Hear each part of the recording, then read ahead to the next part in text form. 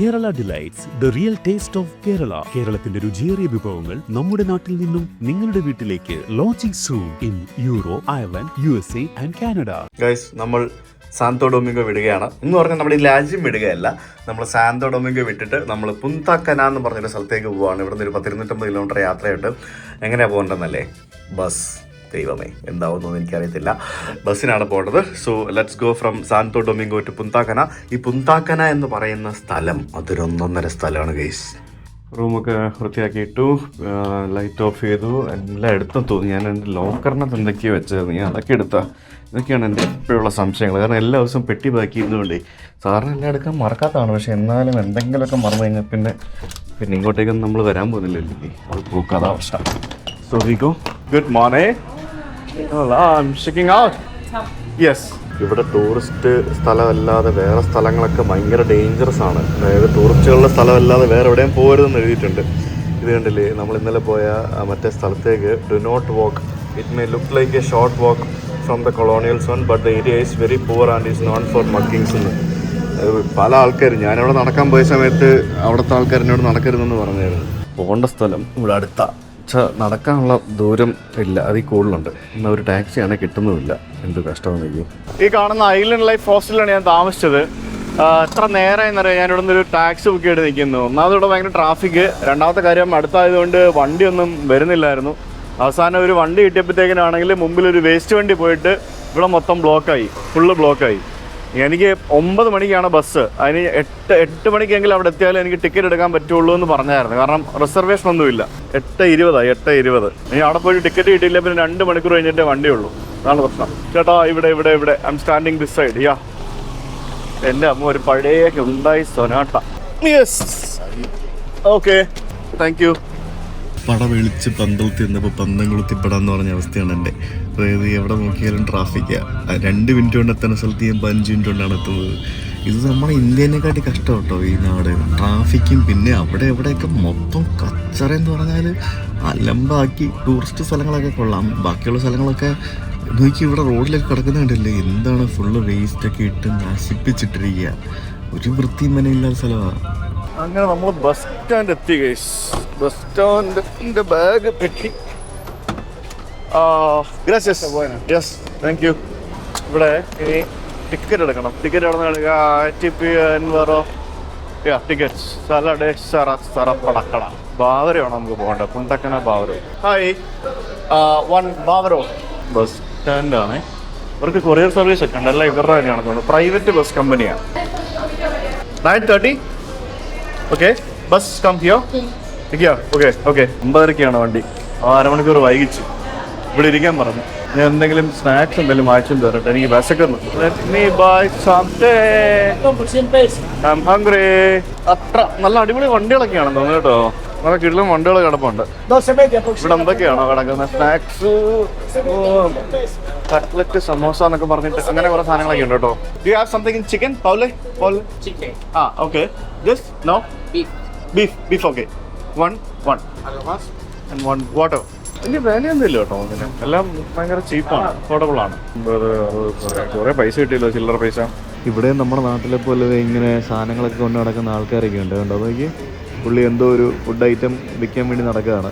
പിന്നെ ഇവിടെ ഇതിൽ പാഴ്സൽ സർവീസ് ഉണ്ട്. അപ്പോൾ ആൾക്കാരൊക്കെ പാഴ്സൽ കൊണ്ടുപോകുന്നുണ്ട്. അങ്ങനത്തെ പാഴ്സൽ സർവീസിൻ്റെ സ്ഥലമാണിത്. അപ്പോൾ നമ്മളിവിടെ ടിക്കറ്റ് എടുത്തതിന് ശേഷം ഇവിടെ വെയിറ്റിംഗ് റൂമുണ്ട്. വെയിറ്റിംഗ് റൂമിൽ ഞാൻ വെയിറ്റ് ചെയ്യുകയാണ്. ഇനിയിപ്പോൾ ഇവിടെ നിന്ന് ഒരു 1/2 മണിക്കൂർ വെയിറ്റ് ചെയ്യണം. ബസ് വരുമ്പോൾ വിളിക്കുമായിരിക്കും. വലിയ ബസ്സുകളാണ് കേട്ടോ. APTPRA എന്ന് പറഞ്ഞൊരു കമ്പനിയാണ്. പ്രൊനൗൺസിയേഷൻ എങ്ങനെയാണെന്ന് എനിക്കറിയില്ല. ഓക്കെ, ഇതാണ് നമ്മുടെ ബാവര് വണ്ടി എന്ന് പറയുന്നത്. ഇത്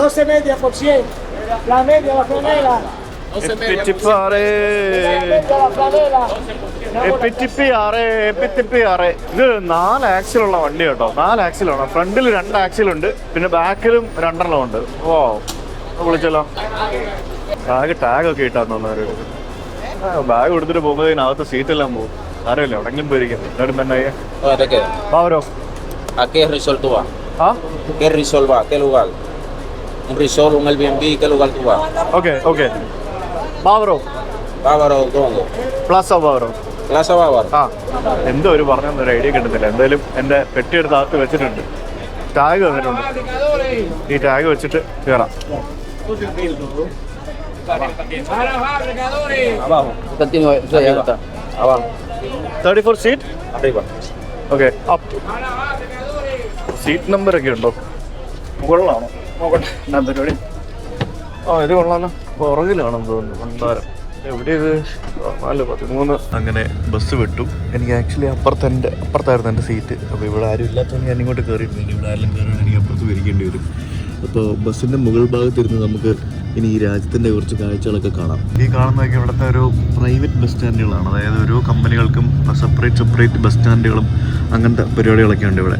അതാണ് നമുക്ക് കാണുന്നത്. ഒരു സാധാരണ ഇന്ത്യ പോലെയുള്ള ഒരു രാജ്യം എങ്ങനെയാണ് എനിക്ക് മനസ്സിലായത്. നമ്മുടെ ഒരു നോർത്ത് ഇന്ത്യൻ ടച്ചാണ് പല സ്ഥലത്തും. നോർത്ത് ഇന്ത്യയിലൊക്കെ പോകുമ്പോൾ കാണുന്ന പോലെയുള്ള കാഴ്ചകളൊക്കെയാണ് പലയിടത്തും കാണുന്നത്. ഇത് മറ്റൊരു ബസ് സ്റ്റാൻഡ്. ഇവിടെ ഇൻഡിവിജ്വൽ ഓപ്പറേറ്റേഴ്സും ഇൻഡിവിജ്വൽ ബസ് സ്റ്റാൻഡുകളൊക്കെ ഉണ്ട്. ശരിക്കും സിറ്റിയുടെ ഔട്ട്സ്കേർട്സിലാണ് നമ്മൾ ഇപ്പോൾ താമസിച്ചിരുന്നതും അതേപോലെ തന്നെ ബസ് സ്റ്റാൻഡൊക്കെ ഉണ്ടായിരുന്നതൊക്കെ. അപ്പോൾ നമ്മൾ അവിടെ നിന്ന് ഇറങ്ങിയിട്ട് നമ്മളിപ്പോൾ ഒസാമ നദി, അതായത് റിവർ ഒസാമ നദി കുറുകെ കടന്ന് നമ്മളിപ്പോൾ സാൻഡോ ഡൊമിംഗോ എന്ന് പറഞ്ഞ് ഇവരുടെ ക്യാപിറ്റൽ സിറ്റി വിടുകയാണ്. ഈ കാണുന്ന ആ ഭാഗം കണ്ടു, ആ ഭാഗത്തായിരുന്നു നമ്മളുടെ മറ്റേ കൊളോണിയൽ സോണും ബാക്കിയുള്ള ഏരിയാസും ഒക്കെ ഉണ്ടായിരുന്നത്. അപ്പോൾ ഈ ഒസാമ നദി കുറുകെ കടന്ന് പോകാനായിട്ട് ഇവർക്ക് ഇവിടെ നഗരത്തിലൊരു 3-4 വലിയ പാലങ്ങളൊക്കെ ഉണ്ട്.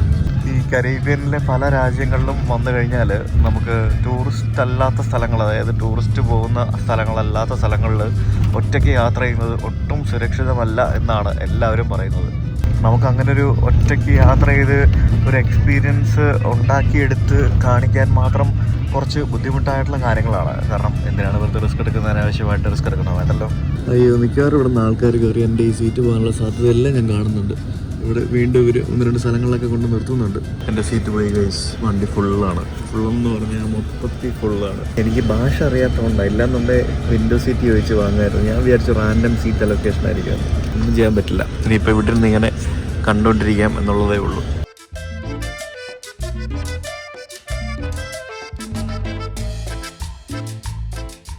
ഒരു 2.5 മണിക്കൂർ കൊണ്ട് നമ്മൾ പുന്തകന എത്തി. പുന്തകനയിൽ ഇവിടെ എയർപോർട്ടുണ്ട്. എയർപോർട്ടാണ് ഈ കാണുന്നത്, ഓലമേഞ്ഞ എയർപോർട്ട്. എയർപോർട്ടിൽ ആൾക്കാർ ഇറക്കാൻ വേണ്ടി വന്നതാണ് കേട്ടോ. ചിലപ്പോൾ അവിടെ നിന്ന് സാൻഡോ ഡൊമിംഗിൽ റേറ്റ് കൂടുതലൊക്കെ ആയതുകൊണ്ട് അവിടെ നിന്ന് ബസ് പിടിച്ച ആൾക്കാർ ഇവിടെ വന്നിട്ട് ഇവിടെ നിന്ന് ഫ്ലൈറ്റൊക്കെ കയറി പോകുമായിരിക്കും. ചിലപ്പോൾ അങ്ങനെയൊക്കെ ഉണ്ടാവും. ഫുള്ളായിരുന്നു ഈ ബസ്. ഫുള്ളി ടൈറ്റ്ലി പാക്ഡ് ആയിട്ടുള്ള ഈ ഒരു ബസ്സിൽ ഇപ്പോഴാണ് എനിക്ക് സഹിച്ചിരിക്കുന്നത്. ആൾക്കാർ ഇറങ്ങിയപ്പോഴത്തേക്കും ഇവിടെ നിന്നൊരു 10-15 കിലോമീറ്റർ കൂടെ ഉണ്ട് ഞാൻ പോകുന്ന സ്ഥലത്തേക്ക്. ബാവരോ എന്ന് പറഞ്ഞൊരു സ്ഥലത്തേക്കാണ് ഞാനിപ്പോൾ പോകുന്നത്. പോലെ ഇത് പൊളി എയർപോർട്ട് നോക്കണേ, എന്ത് അടിപൊളി ഓലമേഞ്ഞ എയർപോർട്ട് കേസ്. പക്ഷേ ഇത് നമുക്ക് അടുത്ത ദിവസം വരുമ്പോൾ ഞാനിവിടെ നിന്നാണ് ഫ്ലൈ ചെയ്യുന്നത് അടുത്ത പോർട്ടോറിക്കോ എന്നുള്ള സ്ഥലത്തേക്ക്. അപ്പോൾ അടുത്ത ദിവസം വരുമ്പോൾ ഞാൻ കാണിച്ചു തരാം ഈ എയർപോർട്ട് വിശദമായിട്ട്. ഇത് കൊള്ളാമല്ലേ സെറ്റപ്പ്. ശരിക്കും ഒരു ബീച്ച് സൈഡിൽ ഒരു കാട് പോലുള്ളൊരു സ്ഥലത്ത് ഓലമേഞ്ഞ എയർപോർട്ട്. നമ്മളിപ്പോൾ വന്നിരിക്കുന്ന ഈ പുന്തക്കര എന്ന് പറയുന്ന സ്ഥലം ശരിക്കും റിസോർട്ടുകളുടെ ഏരിയ ആണ്. ഗ്രാമങ്ങളൊക്കെ കാണാൻ നല്ല ഭംഗിയായിരുന്നു. നഗരങ്ങളൊക്കെ വരുമ്പോഴത്തേക്കിനും ശോകമാണ്. ഇത് ഒരു ടൂറിസ്റ്റ് കേന്ദ്രത്തിൻ്റെ സമീപത്തുള്ള സാധാരണ ജനങ്ങൾ താമസിക്കുന്ന സ്ഥലമാണ് പുന്തക്കന എന്ന് പറഞ്ഞ സ്ഥലം. അപ്പോൾ ഇവിടെ എവിടെയോ ബസ് ഇറങ്ങിയിട്ട് നമ്മൾ ടാക്സി എടുത്തിട്ട് എൻ്റെ ഹോട്ടലിലേക്ക് പോകേണ്ടി വരും. നമ്മളിപ്പോൾ എത്തിയിരിക്കുന്ന ഈ സ്ഥലത്തിന് ഒട്ടേറെ പ്രത്യേകതകളുണ്ട് കേട്ടോ. അതൊക്കെ ഞാൻ കാണിച്ചു തരാം. ഈ ഡബിൾ ഡെക്കർ ബസ്സിൻ്റെ മേളിൽ നിന്ന് ഇറങ്ങാനും കയറാനൊക്കെ എന്നാ പാടാന്നറിയാം. ടോയ്ലറ്റൊക്കെ ഉണ്ടായിരുന്നു ഇതിനകത്ത്. ഒരു ബാഗ് നമ്മൾ ഈ സ്ലിപ്പ് കൊടുക്കുമ്പോഴത്തേക്കിനും അവർ നമ്മുടെ ബാഗ് എടുത്ത് തരും. അതാണ് അവരുടെ പരിപാടി. ബൈക്ക് ടാക്സിയുടെ ആൾക്കാർ ഇഷ്ടം പോലെ പോയിട്ട് bike taxi.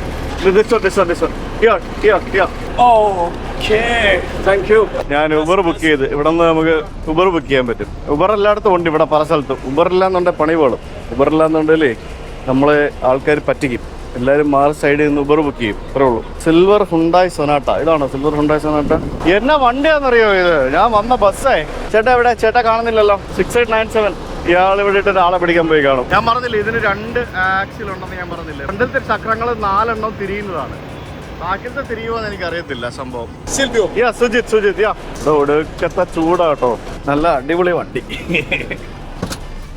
Oh my God, it's hot. അപ്പോൾ നമ്മളിപ്പോൾ നമ്മുടെ ഹോട്ടലിലേക്ക് പോവാണ്. ഇവിടെ നിന്നൊരു 8 കിലോമീറ്റർ ഉണ്ട് ഞാൻ താമസിക്കുന്ന ഹോട്ടൽ. ബീച്ച് സൈഡ് ഹോട്ടലല്ല എടുത്തിരിക്കുന്നത്. കാരണം ഞാനിവിടെ ആകെ ഇന്നൊരു ദിവസം മാത്രമേ ഉള്ളൂ. നാളെ രാവിലെ നമ്മളിവിടെ പോവാം. അപ്പോൾ ബീച്ച് സൈഡ് എല്ലാം ഓൾ ഇൻക്ലൂസീവ് ഹോട്ടൽസാണ്. അത് നമുക്ക് ഒരു ദിവസത്തേക്കൊക്കെ എടുക്കുന്ന നഷ്ടമാണ്. ഇങ്ങനെ ഈ സമയത്ത് ധൃതി പിടിച്ചെടുക്കുന്ന നഷ്ടമാണ്. ഈ ഏരിയ കംപ്ലീറ്റ് ഡെവലപ്പ് ആയിക്കൊണ്ടിരിക്കുന്ന ഏരിയയാണ് കേട്ടോ. അതായത് ബീച്ച് സൈഡിൽ നിന്ന് സിറ്റിയിലേക്ക് ഇഷ്ടം പോലെ ഡെവലപ്മെൻറ്റ്, എല്ലായിടത്തും കൺസ്ട്രക്ഷനും പരിപാടികളൊക്കെ നടക്കുന്ന സ്ഥലം. നല്ല ട്രാഫിക്കും ഉണ്ട്, ട്രാഫിക്കിന് ഒരു കുറവുമില്ല. റെഡാണ് മൊത്തത്തിൽ, റെഡ്. ഇതിവിടുത്തെ ഒരു വലിയൊരു ഷോപ്പിംഗ് മോളാണ്, ഡൗൺ ടൗൺ മോൾ എന്നും പറഞ്ഞുകൊണ്ട്. ഇതിനടുത്താണ് ഞാൻ താമസിക്കുന്നത്, ഡൗൺ ടൗൺ മോൾ. ഞാൻ താമസിക്കുന്നത് ഇവിടെ AC ഹോട്ടൽസ് എന്നും പറഞ്ഞുകൊണ്ടുള്ള ഒരു ഹോട്ടലാണ്. മാരിറ്റിൻ്റെ ഹോട്ടലാണ്. ബഡ്ജറ്റ് ഹോട്ടലൊന്നും അല്ല, ചീപ്പൊന്നും അല്ല. 10,000 രൂപയാണ് ഒരു ദിവസത്തേക്ക് റേറ്റ്. ബാക്കിയുള്ള ഓൾ ഇൻക്ലൂസീവ് ഹോട്ടലുകളൊക്കെ ഇതിലും എക്സ്പെൻസീവ് ആണ്. ഇവിടെ ഇപ്പോൾ ചെക്ക് ഇൻ ചെയ്യാനുള്ള സമയമായിട്ടില്ലെന്ന് തോന്നുന്നു. Hi, hello. Am I too early? A little bit. Okay. But we can check if there's something you can buy. Yeah, please. Yeah. I'm coming from Santo Domingo and the bus reached here this time. Yeah. Okay. Yeah. I've made a booking from trip.com. Okay. Yeah. What's good that there was not that traffic at all? Yeah. Usually from Santo Domingo to here it takes a while. How many? It took just hardly 3 hours. Not even 3 hours. Just 2.5 hours. 2.5. Yeah, that's it. Yeah, usually at this hour Yeah. it takes a while. Yeah, that's true. എൻ്റെ room ready ആയിട്ടില്ല, കാരണം ഞാൻ ഒത്തിരി നേരത്തെ വന്നത്. സാറിന് രീതിയിൽ 3 മണിക്കല്ലേ ചെക്കിനും പരിപാടികളൊക്കെ. ഇപ്പോൾ 1 മണി ആയതേ ഉള്ളൂ. റൂം റെഡി ആയിട്ടില്ല. അപ്പോൾ റൂം റെഡി ആകുമ്പോഴത്തേക്കിനെ അവർ തരാം. എൻ്റെ ബാഗ് അവിടെ വാങ്ങിച്ചു വെച്ചു. എന്തെങ്കിലുമൊക്കെ വേണമെങ്കിൽ പൂളൊക്കെ ഉപയോഗിച്ചു എന്ന് പറഞ്ഞു. ഞാൻ പറഞ്ഞു പൂളൊന്നും ഉപയോഗിക്കുന്നില്ല, നമ്മളിവിടെ വന്ന പരിപാടികൾ നമുക്ക് നടക്കണം, അതിന് വേണ്ടി പോകാം. നല്ല കിടിലൻ ആംബിയൻസ്, നല്ല പച്ചപ്പും വരിതാപയും നിറഞ്ഞൊരു സ്ഥലം. അതിന് നടുക്കിലായിട്ട് നല്ല അടിപൊളി ഒരു സ്വിമ്മിംഗ് പൂൾ. ഈ വെയിലത്ത് നട്ടുച്ചയ്ക്ക് എനിക്ക് കണ്ണ് കാണുന്നില്ല, എനിക്ക് കണ്ണ് ഇങ്ങനെ പിടിക്കാൻ പറ്റുന്നത്. അവിടെ പൂളി കിടക്കുന്ന ആൾക്കാർ. AC hotel Punta Cana. ഇത് ഞാൻ ബുക്ക് ചെയ്തിരിക്കുന്നത് $90 അത്രേ ആയിട്ടുള്ളൂ. യെസ്, ശരിക്കും ഇതിൻ്റെ റേറ്റ് എന്ന് പറയുന്നത് $150 $200 ഇത് റേറ്റ് കുറവാണ് ഇപ്പം. എനിക്ക് കിട്ടിയിരിക്കുന്ന എന്തൊരു സ്പെഷ്യൽ ഡീല് മറ്റേ trip.com വഴിയാണ് കിട്ടിയത്. സാധാരണ ഞാൻ മാരിറ്റിൻ്റെ ആപ്പ് വഴി ബുക്ക് ചെയ്യുമ്പോഴത്തേക്കിന് ഇതിൻ്റെ റേറ്റ് ഡബിൾ വരേണ്ടതാണ്. ഡൊമിനിക്കൻ റിപ്പബ്ലിക്കിലെ ഫോർച്യൂണർ ഗൈസ്. ഞാൻ ഹോട്ടലിൽ നിന്ന് പുറത്തിറങ്ങി. ഇവിടെ തൊട്ട് മുമ്പിൽ തന്നെ ഇഷ്ടംപോലെ ഷോപ്പിംഗ് കോംപ്ലക്സും അതുപോലെയുള്ള സ്ഥലങ്ങളൊക്കെ ഉള്ളതുകൊണ്ട് നമുക്ക് ആദ്യം പോയിട്ട് എന്തെങ്കിലും ഫുഡ് കഴിക്കാം, എന്നിട്ട് നേരെ നമുക്ക് ബീച്ചിലേക്ക് പോകാം. ബീച്ചിലേക്ക് പോകാമെന്ന് പറഞ്ഞാൽ ഞാൻ വെള്ളത്തിലിറങ്ങുന്നൊന്നുമില്ല. ഞാൻ അവിടുത്തെ സംഭവങ്ങൾ കാണിച്ചു തരാം. ഈ നാടിൻ്റെ ബീച്ച് എന്ന് പറയുന്നതാണ് ബീച്ച്. അതാണ് സംഭവം. 45 കിലോമീറ്റർ ദൂരം. ക്യൂട്ട് പൂച്ചകൾ അവിടെ നിന്ന് പൂച്ചനെ ഫീഡ് പിടിപ്പിക്കുന്നു. 3 ആളുണ്ട്. 45 കിലോമീറ്റർ നീളം വരുന്ന വൈറ്റ് സാൻഡ് ബീച്ചുള്ള ലോകത്തിലെ വളരെ അപൂർവമായിട്ടുള്ള ഒരു സ്ഥലമാണ് ഈ ഒരു പുന്തകന എന്ന് പറയുന്നത്. 100 കണക്കിനെന്ന് പറയാൻ പറ്റത്തില്ല, അതുപോലെ എനിക്ക് തോന്നുന്നു 500-ലധികം റിസോർട്ടുകൾ, അതും ഓൾ ഇൻക്ലൂസീവ് റിസോർട്ടുകളുള്ള സ്ഥലമാണ് പുന്തകന. ഇതെല്ലാം ഇത്തരത്തിൽ ഓല വെച്ചിട്ടാണ് കേട്ടോ ഇവരുടെ പരിപാടി. കംപ്ലീറ്റ് ആ ഒരു ടൂറിസം ഡെവലപ്പ് ചെയ്യുന്നതിന് വേണ്ടി ചെയ്യുന്ന പരിപാടിയാണ്. ഡൊമിനിക്കൻ റിപ്പബ്ലിക് ഏറ്റവും കൂടുതൽ ടൂറിസ്റ്റുകൾ വരുന്ന സ്ഥലം ഇവിടെയാണ്. അമേരിക്കയിൽ നിന്നും കാനഡയിൽ നിന്നുമാണ് ഏറ്റവും കൂടുതൽ ആൾക്കാർ ഇവിടേക്ക് വരുന്നത്. അതുപോലെ ടൂറിസം പൊട്ടൻഷ്യലുള്ള ബീച്ചുകൾ പരമാവധി ഉപയോഗിക്കുന്ന ഇവരുടെ ഒരു അടിപൊളി സ്ഥലം. ഇതിപ്പോൾ ഒരു ഔട്ട്ഡോർ ഔട്ട്ഡോർ ഒരു ഷോപ്പിംഗ് മോൾ പോലത്തെ ഒരു സ്ഥലമാണ്. അപ്പോൾ ഇതിനപ്പുറത്തൊരു മെക്സിക്കൻ റെസ്റ്റോറൻറ്റ് ഉണ്ട്. ഞാനിപ്പോൾ മെക്സിക്കൻ ഫുഡ് കഴിക്കാൻ വിചാരിച്ച് ഞാനിപ്പോൾ അങ്ങോട്ട് നടന്നുകൊണ്ടിരിക്കുക. ഇവിടെ ഐക്യ വരെ ഉണ്ട്. എൻ്റെ പൊന്നു, ഇതൊരു വലിയ സ്ഥലം കേട്ടോ. ഇത് വലിയൊരു ഏരിയ ആണിത്. ശരിക്കും ഉണ്ടല്ലോ, ഈ ഒരു ഡൊമിനിക്കൻ റിപ്പബ്ലിക് ഇത്രയും ഡെവലപ്ഡ് ആയിട്ടുള്ളൊരു സ്ഥലമായിരിക്കുമെന്ന് ഞാൻ എൻ്റെ ജീവിതത്തിൽ പ്രതീക്ഷയല്ല. കരീബിയൻ ദ്വീപുകൾ ഏറ്റവും ഡെവലപ്ഡ് ആയിട്ടുള്ളൊരു സ്ഥലം ഡൊമിനിക്കൻ റിപ്പബ്ലിക് ആയിരിക്കും ഇതുവരെ ഞാൻ കണ്ടതിൽ വെച്ചിട്ട്. നമ്മൾ ക്യൂബ വിട്ടേക്ക്, ക്യൂബ അത് നമുക്ക് പറയാൻ പറ്റില്ലല്ലോ. ഏറ്റവും ദാരിദ്ര്യം ക്യൂബ ആയിരിക്കും. ഡൊമിനിക്ക മറ്റേ എന്താ പറയുക, കരീബിയൻ ദ്വീപുകളിൽ. Hi, Mexican restaurant. ¿Perdón? Mexican Chicken. Mexican Sí, this one right? Okay. Ahora te llevo el menú. Okay. അയ്യോ, ചേട്ടൻ വേണ്ട, ഇറ്റ്സ് വെരി ഹോട്ട്. എനിക്കിരിക്കാൻ വയ്യ ചൂടത്ത്. Thank you. ഇവിടെ ആരും ഇല്ലല്ലോ. ഇത് പെട്ടോ, ഇത് വലിയ സെറ്റപ്പാന്ന് തോന്നുന്നു. ഇത് കൊല്ലണ റേറ്റ് ആണല്ലോ. പെട്ട് വയസ്സ് മെനു നോക്കിയിട്ട് വരേണ്ടതായിരുന്നു. അയ്യോ, കൊല്ലണ റേറ്റ് എന്ന് പറഞ്ഞാൽ ഇവിടുത്തെ റേറ്റ് ഒക്കെ വെച്ച് നോക്കുമ്പോഴത്തേക്കും ദിസ് ഈസ് വെരി എക്സ്പെൻസീവ്. എന്നാ ചെയ്യാം, നാണക്കേടായല്ലോ. നീ ഇറങ്ങിപ്പോയാലും പ്രശ്നമാണ്, ഇറങ്ങിയല്ല. അങ്ങനല്ല, നമ്മൾ ഇന്ത്യക്കാരൻ്റെ വില കളയാൻ പാടില്ല. നല്ല കിടിലൻ ആംബിയൻസ് ഉള്ളൊരു റെസ്റ്റോറൻറ്റ്. കയറി വന്നപ്പോഴേ ഞാൻ വിചാരിച്ചു കത്തിയായിരിക്കും.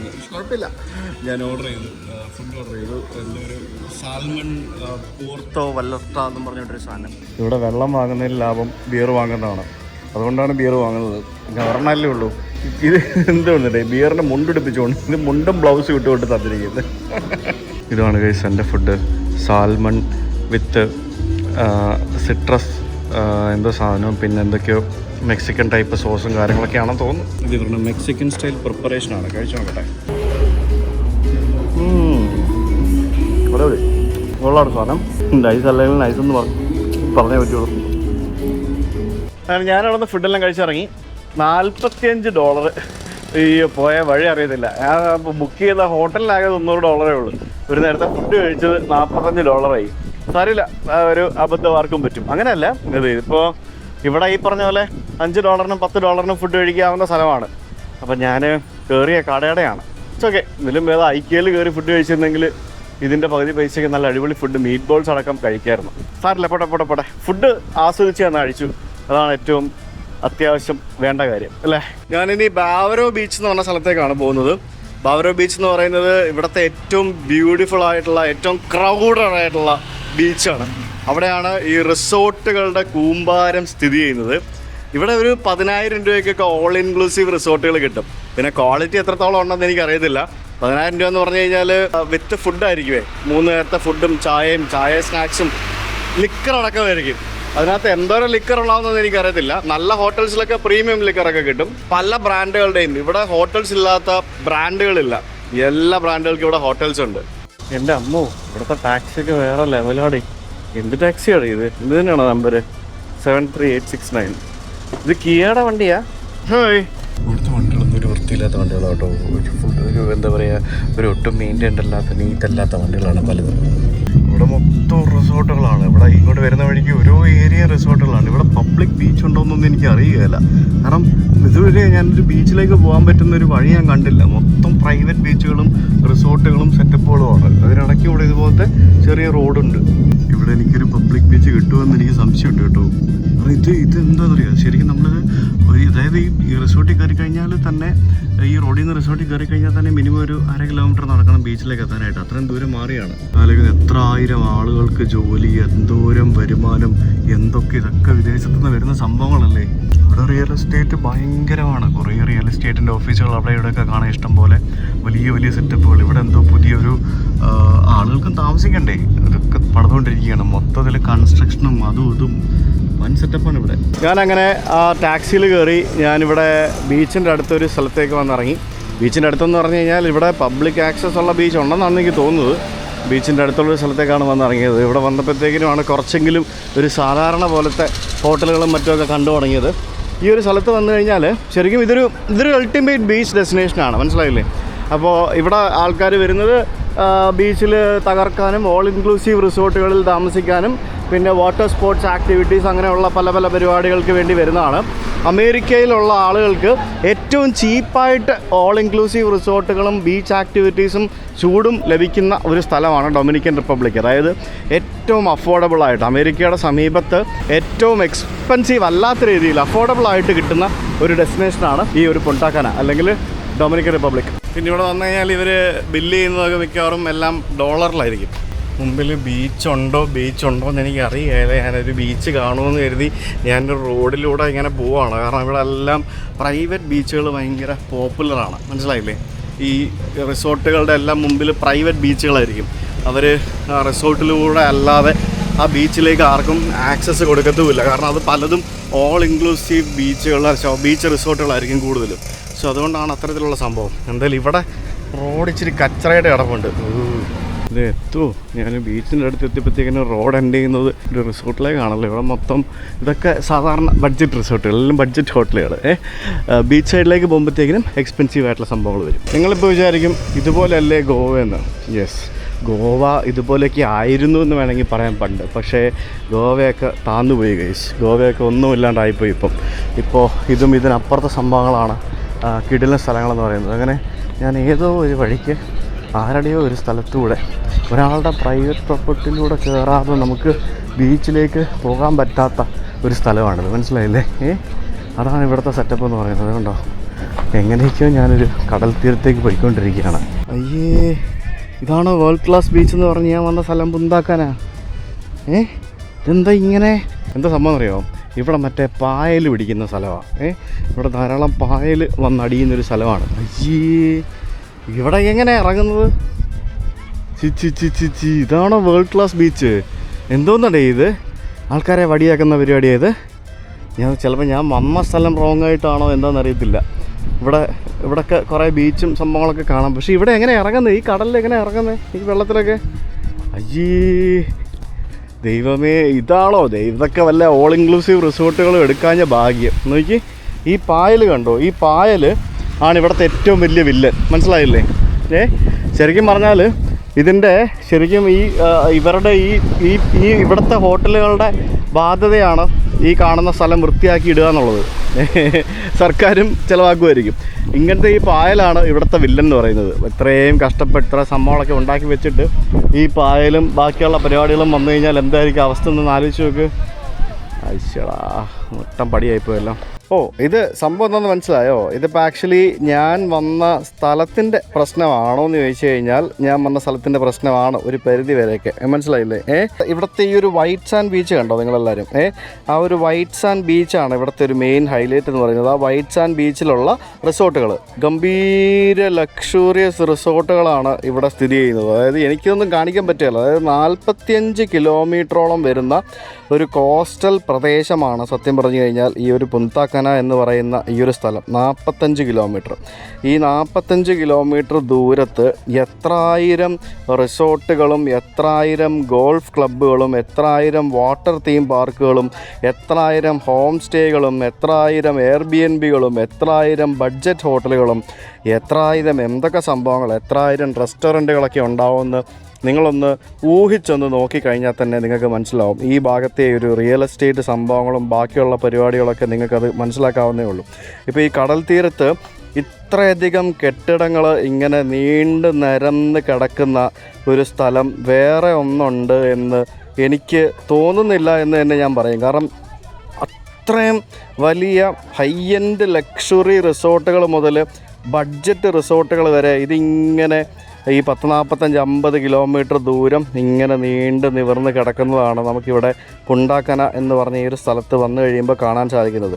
ആ ബാവരോ ബീച്ച് എന്ന് പറഞ്ഞ ആ ഒരു പ്രദേശത്താണ് ഞാനിപ്പോൾ നിൽക്കുന്നത്. അപ്പോൾ ഇതുപോലെ വേറെയും പല പല സ്ഥലങ്ങൾ നമുക്ക് അങ്ങ് ദൂരെ മുതൽ അങ്ങോട്ടും ഇങ്ങോട്ടും എല്ലാം നമുക്ക് കാണാൻ സാധിക്കും, ഇല്ലേ? എന്തൊരു സംഭവം നോക്കുകയും. ഇനി അതല്ലാതെ എനിക്ക് ഈ ഡ്രോൺ ഇവിടെ നിന്ന് പറത്തുന്നതിനൊരു പരിമിതിയുണ്ട്, മനസ്സിലായില്ലേ? ഒരു 1.5 കിലോമീറ്ററൊക്കെ എനിക്ക് ഈ ഡ്രോൺ ഇവിടെ നിന്ന് പറത്താൻ പറ്റുള്ളൂ.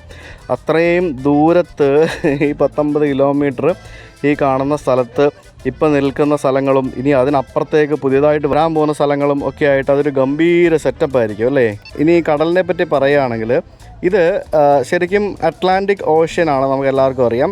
അറ്റ്ലാന്റിക് ഓഷ്യനും അതേപോലെ തന്നെ കരീബിയൻ സീയും കൂടെ കമ്പൈനായി ജോയിൻ ആവുന്ന ഒരു പ്രദേശമാണ് പുന്താക്കന എന്ന് പറയുന്നത്. അതായത് നമ്മുടെ ഡൊമിനിക്കൻ റിപ്പബ്ലിക് എന്ന് പറഞ്ഞ ആ ഒരു കരീബിയനിലെ ഏറ്റവും വലിയ രണ്ടാമത്തെ ദ്വീപിൻ്റെ ഏറ്റവും സദേൺ മോസ്റ്റ് ഭാഗത്ത്, അല്ലെങ്കിൽ അതിൻ്റെ ഒരറ്റത്താണ് ഈ ഒരു മനോഹരമായിട്ടുള്ള കടൽ പ്രകൃതി നമുക്കായി ഒരുക്കി തന്നിരിക്കുന്നത് എന്ന് പറയേണ്ടിയിരിക്കുന്നു.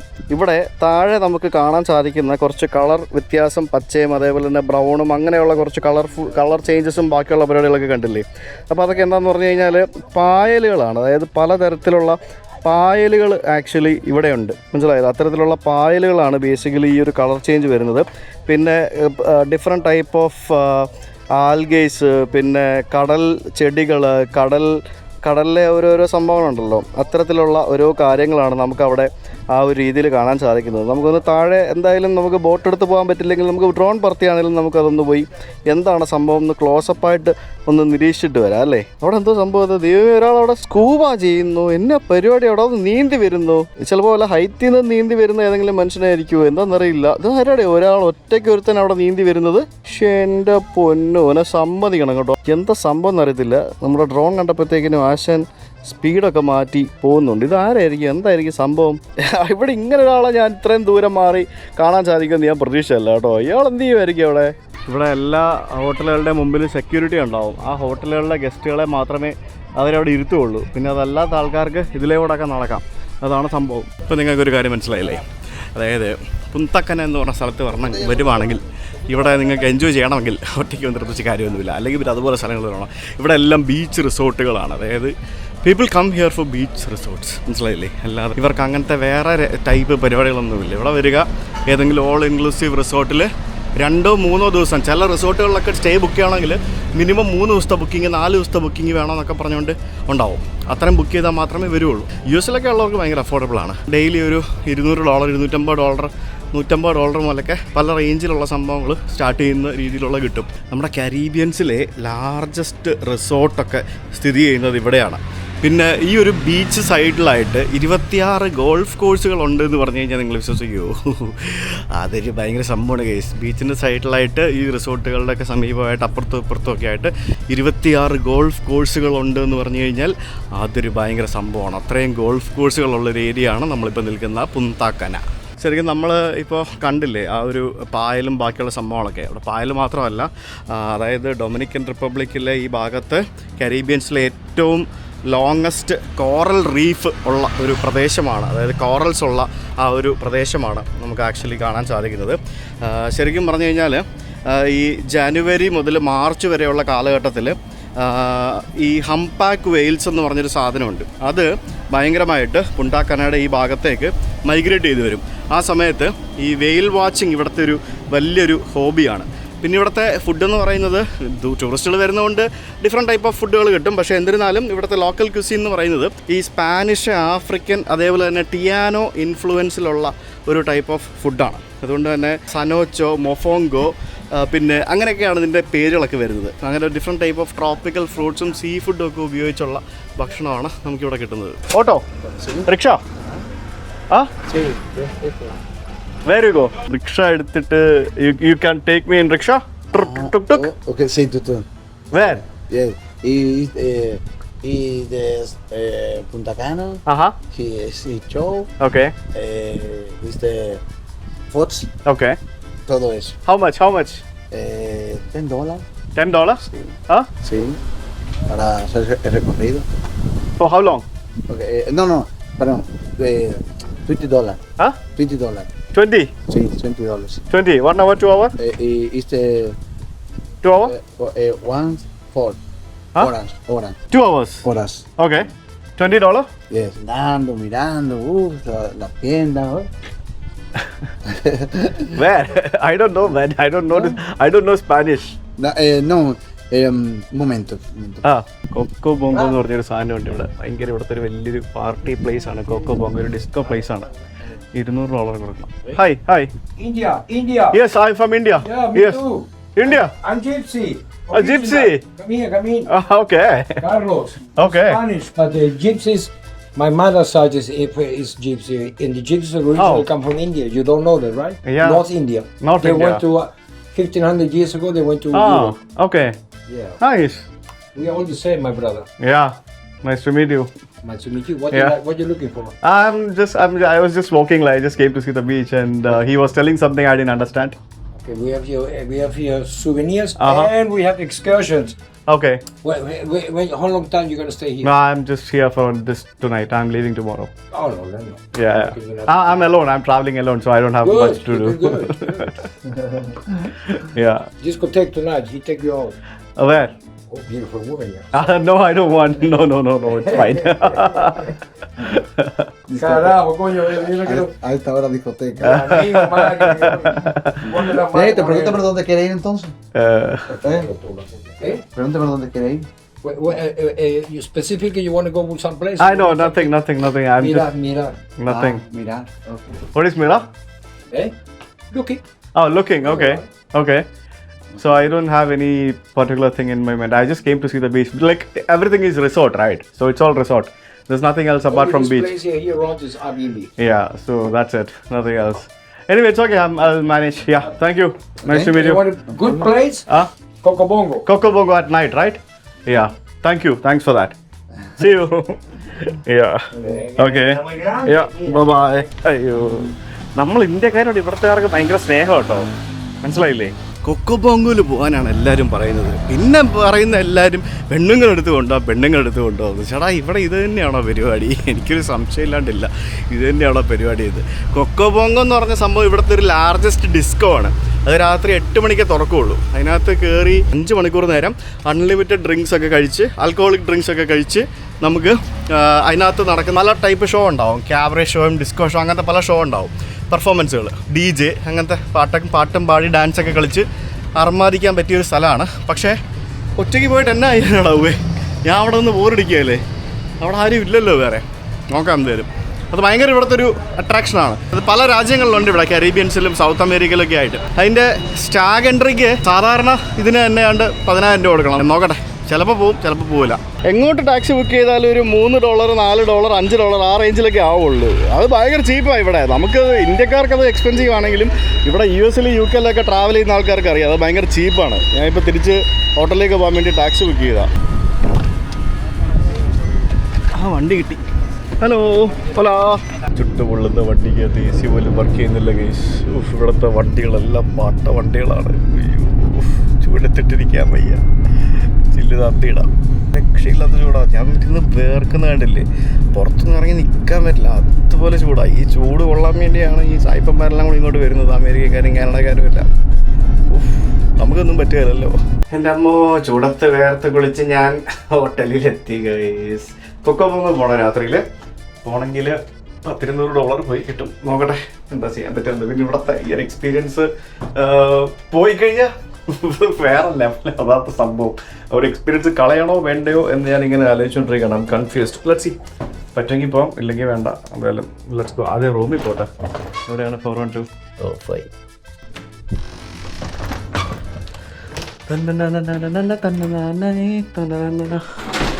എൻ്റെ പൊന്നു, ഇന്നലത്തെ റൂമിൽ നിന്ന് ഇന്നത്തെ റൂമിലേക്ക് വന്നപ്പോഴത്തേക്കിന് എന്തൊരു സന്തോഷം, സമാധാനം. അയ്യോ, ശരിക്കും കുളിക്കണം. ഇന്നലത്തെ റൂമിൽ എനിക്ക് മര്യാദയ്ക്ക് ചൂടുവെള്ളം പോലും കിട്ടുന്നുണ്ടായിരുന്നില്ല. അടിപൊളി സ്ഥലമാണല്ലോ. നമുക്ക് ഗാർഡൻ വ്യൂ ആണ്. അപ്പുറത്താണെങ്കിൽ പൂൾ വ്യൂ റൂം കിട്ടിയാനേ. വ്യൂ കിട്ടിയിട്ട് എന്നാ കാര്യം, പ്രത്യേകിച്ചൊരു കാര്യമില്ല. സോ ഞാനൊന്ന് കുളിച്ച് ഫ്രഷ് ആവട്ടെ. ആകെ വേർത്ത് നാറിയിടിക്കുക. എന്ത് സിമ്പിൾ, എന്ത് ബേസിക് റൂമാണെന്ന് ചോദിക്കുക. പണ്ടൊക്കെ റൂമിൽ ഭയങ്കര സെറ്റപ്പുകളൊക്കെ ഉണ്ടായിരുന്നു. പക്ഷേ ഇപ്പോൾ അതൊക്കെ മാറി, ഇപ്പോൾ വളരെ സിമ്പിളായിട്ട് മാറി. ഇതൊക്കെയാണ് മോഡേൺ ഡിസൈൻസ് എന്ന് പറയുന്നത്. വളരെ സിമ്പിളായിരിക്കും, വേറെ സംഭവങ്ങളൊന്നും ഉണ്ടാവില്ല, വേറെ അൽക്കുലത്തെ പരിപാടികളോ അങ്ങനത്തെ പരിപാടികളൊന്നും ഉണ്ടാവില്ല. എനിക്കിത് ഭയങ്കര ഇഷ്ടമാണ് കേട്ടോ. ഇത് ഭയങ്കര നല്ലൊരു കൺസെപ്റ്റാണ്. ഭയങ്കര ലോ കോസ്റ്റിൽ ചെയ്യാൻ പറ്റുന്നൊരു പരിപാടിയാണിത്.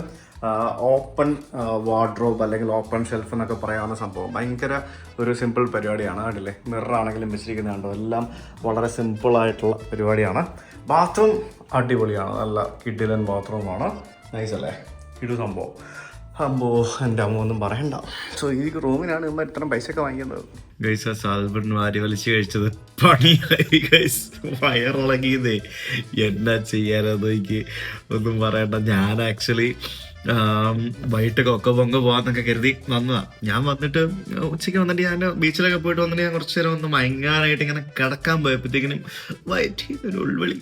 എണീറ്റ് ടോയ്ലറ്റിൽ പോയി ഒരു 3-4 തവണ ഞാൻ അടിപൊളിയായിട്ട് ഇതുവരെ വയറിളകി. അത്യാവശ്യം നല്ല ക്ഷീണമൊക്കെ ഉണ്ട്. വെള്ളമൊക്കെ കുടിച്ചു പിടിങ്ങിരിക്കുകയാണ്. എന്താണെന്ന് എനിക്കറിയില്ല. മേ ബി ആ സോസ് പറ്റാതിരുന്നതാണെന്ന് തോന്നുന്നു. പറയണ്ട, $50 കൊടുത്ത് ഫുഡ് കഴിച്ച് വയറിളകി. അവസ്ഥ ഒന്ന് ആലോചിച്ച് നോക്കണേ. എന്തായാലും കരീബിയൻ നമ്മൾ യാത്ര ആരംഭിച്ചിട്ട് നമ്മൾ മയാമിന്ന് സ്റ്റാർട്ട് ചെയ്തു. ബഹാമസ് പോയി, ബഹാമസ് ടാക്സൺ കൈക്കോസ് പോയി, ടാക്സൺ കൈക്കോസ് നമ്മൾ ഡൊമിനിക്കൻ റിപ്പബ്ലിക് വന്നു. ഇനി അങ്ങോട്ട് പോകുന്ന രാജ്യങ്ങളെന്ന് പറയുന്നത് 1-1.5 രാജ്യങ്ങളാണല്ലോ. അതായത് മാപ്പ് എടുത്ത് നിങ്ങൾക്ക് നോക്കിക്കഴിഞ്ഞാൽ നിങ്ങൾക്ക് മനസ്സിലാവും. മയാമിൻ ഇങ്ങനെ വാല് പോലെ ഇങ്ങനെ കുറേ രാജ്യങ്ങൾ ഇങ്ങനെ താഴെ കിടപ്പുണ്ട്. നമ്മൾ ഇനിയിപ്പോൾ ഇവിടെ നിന്ന് പോകാൻ പോകുന്നത് പോർട്ടോറിക്കോ എന്ന് പറയുന്നത് ഡൊമിനിക്കൻ റിപ്പബ്ലിക്കിന്റെ 4-1 ഒരു ഐലൻഡാണ് പോർട്ടോറിക്കോ എന്ന് പറയുന്നത്. അവിടെ നിന്ന് ശരിക്കും അതിന്റെ താഴെയായിട്ട് നമുക്ക് US വെർജിൻ ഐലൻഡ്സും പിന്നെ ബ്രിട്ടീഷ് വെർജിൻ ഐലൻഡ്സും കാണാൻ പറ്റും. ഇതിൽ ബ്രിട്ടീഷ് വെർജിൻ ഐലൻഡ്സ് ഞാൻ പോകുന്നുണ്ട്, US വെർജിൻ ഐലൻഡ്സ് ഞാൻ പോകുന്നില്ല. പിന്നെ അവിടെ നിന്ന് ഞാൻ പോകുന്നത് സിന്റ് മാർട്ടിൻ എന്ന് പറഞ്ഞൊരു സ്ഥലമാണ്. ഈ സിന്റ് മാർട്ടിൻ എന്ന് പറയുന്നത് ശരിക്കും സ്പെയിനിന്റെ കോളനിയാണ്. അതിന്റെ കൂട്ടത്തിൽ ഒരു ഐലൻഡിൽ തന്നെ പകുതിയായിട്ട് ഒന്ന് സ്പെയിനിന്റെ കോളനിയും ഒന്ന് അപ്പുറത്ത് ഡച്ച് കോളനിയുണ്ട്. പിന്നെ അതിനടുത്തായിട്ട് തന്നെ അങ്കുല എന്നും പറഞ്ഞുകൊണ്ടൊരു ബ്രിട്ടീഷ് ഓവർസീസ് ടെറിട്ടറി ഉണ്ട്. പിന്നെ നമ്മൾ പോകുന്നത് സെയിന്റ് കിറ്റ്സ് ആൻഡ് നെവിസ് എന്ന് പറഞ്ഞ രാജ്യം. ഈ Saint Kitts and Nevis, Saint Lucia ഈ പറഞ്ഞ രാജ്യങ്ങളൊക്കെയാണ് പാസ്പോർട്ട് വിൽക്കുന്ന രാജ്യങ്ങൾ. അവരൊക്കെ പാസ്പോർട്ട് വിൽക്കുന്ന ആൾക്കാരാണ്. അതൊക്കെ അവിടെ ചെല്ലുമ്പോൾ ഞാൻ പറഞ്ഞുതരാം. പിന്നെ Antigua and Barbuda Antigua and Barbuda എന്ന് പറയുന്നത് ആന്റിഗ്വ എന്ന് പറഞ്ഞ ഐലൻഡ്, ബർബുഡ എന്ന് പറഞ്ഞ ഐലൻഡ്, ഇത് രണ്ടും കൂടെ ചേർന്നുള്ളതാണ് ആന്റിഗ്വ ആൻഡ് ബർബുഡ എന്ന് പറഞ്ഞൊരു രാജ്യം. പിന്നെ നമ്മൾ പോകുന്നത് ഡൊമിനിക്ക എന്ന് പറഞ്ഞ സ്ഥലമാണ്. അത് ഡൊമിനിക്കൻ റിപ്പബ്ലിക് അല്ല, ഡൊമിനിക്ക. പിന്നെ അതിന് താഴെ മാർട്ടിനീക്ക് എന്ന് പറഞ്ഞൊരു സ്ഥലമുണ്ട്. മാർട്ടിനീക്ക് നമ്മളിപ്പം മാർട്ടിനീക്ക് പോകുന്നില്ല, അതും ഫ്രാൻസിന്റെ ഒരു ഓവർസീസ് ടെറിട്ടറിയാണ്, ഞാൻ അവിടേക്ക് ഇപ്പോൾ പോകുന്നില്ല. അത് കഴിഞ്ഞിട്ട് പിന്നെ ഉള്ളത് സെയിന്റ് ലൂഷ്യ എന്ന് പറഞ്ഞൊരു രാജ്യമാണ്. അത് കുഞ്ഞു രാജ്യമാണ്. അവിടെ സെയിന്റ് ലൂഷ്യ എന്ന് പറഞ്ഞ രാജ്യത്ത് ക്രിക്കറ്റിലേക്ക് നടക്കുന്നത് നിങ്ങൾക്ക് അറിയാം. പിന്നെ അതിന് താഴെയായിട്ട് സെയിന്റ് വിൻസെന്റ് എന്ന് പറഞ്ഞൊരു രാജ്യമുണ്ട്, സെയിന്റ് വിൻസെന്റ്. അപ്പൊ Saint Kitts and Nevis, Saint Lucia, Saint Vincent, പിന്നെ അതിന് താഴെ സെയിന്റ് വിൻസെന്റ് ആൻഡ് ഗ്രനഡൈൻസ് എന്നും പറഞ്ഞിട്ട് വേറൊരു രാജ്യമുണ്ട്. ഇതൊക്കെ ചെറിയ ചെറിയ ദ്വീപ് രാഷ്ട്രങ്ങളാണ്. പിന്നെ അതിന് താഴെ വീണ്ടും ഉള്ള രാജ്യം എന്ന് പറയുന്നത് ഗ്രനാഡ എന്ന് പറഞ്ഞൊരു രാജ്യമുണ്ട്, ഗ്രനാഡ. പിന്നെ അതിൻ്റെ അപ്പുറത്ത് കുറച്ച് അങ്ങോട്ട് മാറിയായിട്ടുള്ള ഒരു രാജ്യമാണ് ബാർബഡോസ് എന്ന് പറയുന്നത്. അവിടെയും ഈ പറഞ്ഞ പോലെ കളികളൊക്കെ നടക്കുന്ന സ്ഥലമാണ് ബാർബഡോസ്. പിന്നെ ഉള്ളത് ട്രിനിഡാഡ് ആൻഡ് ടൊബാഗോ എന്ന് പറഞ്ഞ സ്ഥലമാണ്. അതാണ് ശരിക്കും വെനസ്വേലയ്ക്ക് ചേർന്നുള്ള കരീബിയൻ ദ്വീപുകളിൽ ആ ഒരു സൗത്ത് അമേരിക്കയുടെ ഭാഗമായിട്ടല്ലാതെ കരീബിയൻ ദ്വീപുകളുടെ സ്ട്രെച്ചിൽ നിൽക്കുന്ന സ്ഥലമാണ് ട്രിനിഡാഡ് ആൻഡ് ടൊബാഗോ എന്ന് പറയുന്നത്. അവിടെ ധാരാളം ഇന്ത്യക്കാരുണ്ട്. എന്ന് പറഞ്ഞാൽ ഇന്ത്യ എന്നുള്ള ആൾക്കാരല്ല, അതായത് തലമുറകൾക്ക് മുൻപ് പണ്ട് കാലത്ത് ഇന്ത്യയിൽ നിന്നും മൈഗ്രേറ്റ് ചെയ്ത് വന്നൊന്നും പറയാൻ പറ്റത്തില്ല, അടിമകളായിട്ട് കൊണ്ടുവന്ന ആൾക്കാരും അങ്ങനെ. അതൊരു വലിയ ചരിത്രമാണ്. 100 കണക്കിന് ക്ഷേത്രങ്ങളും പള്ളികളും അമ്പലങ്ങളും ഒക്കെ ഉള്ള ഒരു സ്ഥലം ട്രിനിഡാഡ് ടൊബാഗോ എന്ന് പറഞ്ഞാൽ വിശ്വസിച്ചേ പറ്റുള്ളൂ ഗൈസ്. ഇതൊക്കെ വായിക്കുമ്പോൾ ഞാൻ തന്നെ കളിവരിക്കുക. അവിടെ നിന്ന് പിന്നെ നമ്മൾ പോകുന്നത് ജമൈക്ക പോയിട്ട് നമ്മൾ തിരിച്ച് മയാമി പോകും, എന്നിട്ട് നാട്ടിൽ പോകും. അതാണ് നമ്മുടെ പരിപാടി. സോ ഇനി അങ്ങോട്ട് പറഞ്ഞ ദ്വീപുകൾ കണ്ടിന്യൂസ് ആയിട്ടുള്ള യാത്രകളാണ്. നാട്ടിൽ നിന്ന് ഇറങ്ങിയിട്ട് കുറേ നാളായി, ഒറ്റപ്പെടലുകൾ തുടങ്ങി. പിന്നെ ഈ പറഞ്ഞ പോലെ ഇടയ്ക്കിടയ്ക്ക് ഓരോ മലയാളികളെ കാണുമ്പോഴാണ് അതിൻ്റെയൊക്കെ ഒരു വിഷമം മാറുന്നത്. ഇനി അങ്ങോട്ട് 2-3 രാജ്യങ്ങളിലൊന്നും മലയാളികൾ ആരുമില്ല.